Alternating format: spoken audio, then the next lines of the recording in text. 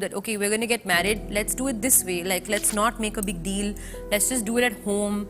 Let's be like, call people and have a guest list which is just very only family and just your close friends who are like family, and keep it really intimate, because we can't deal with formalities. Yeah. We can't deal with small talk. We're just not those people. We want it to be very cool, private and casual. Like, if I'm not entertaining somebody, I don't want to be thinking about it. Like, that's the kind of wedding it was, where everybody was just doing their own thing, and it was just simple. Yeah. And I didn't need to move any more than 10 feet.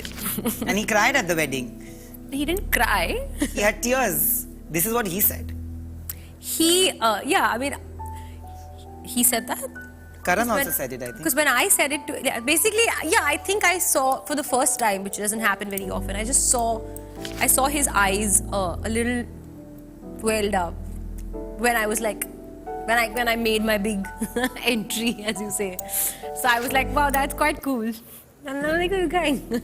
But you guys did say that we are not bi boyfriend, bi girlfriend, and yeah. that was a cool thing. We had lunch together, and then I went and I got ready, and I said, okay, bye-bye. See you last time, boyfriend, girlfriend.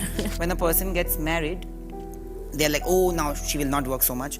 When a person becomes a mother, like is pregnant, they completely try to write women off, especially.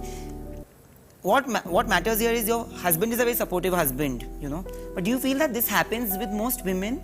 Unfortunately, it has happened to you also. I don't need the media to understand it. I mean, I don't need anybody to understand it. Although I feel like it's just certain people who are maybe trying to sell like a certain clickbait narrative, which is just not cool. So I would like just maybe correct that ideology.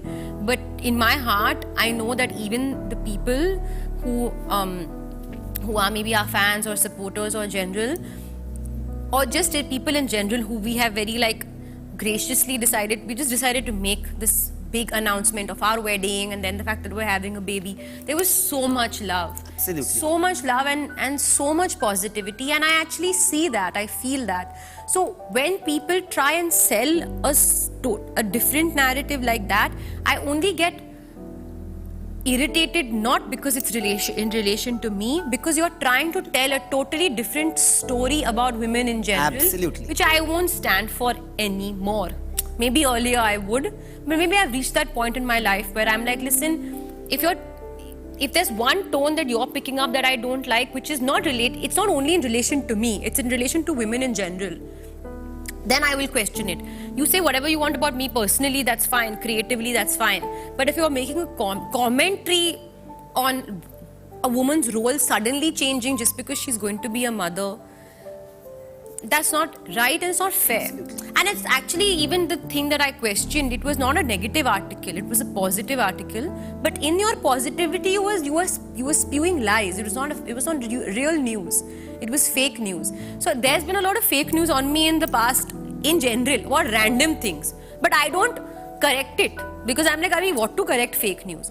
This was fake news that was catering to a certain wrong narrative of like suddenly life is changing, dreams shattered, husband going to pick the lady up. Why are you doing this? I've been working non-stop. Yeah. Non-stop. Yeah. And I don't want you to give this narrative to other younger girls who think that, oh, do I also need to stop working if that's something? That's what I don't want.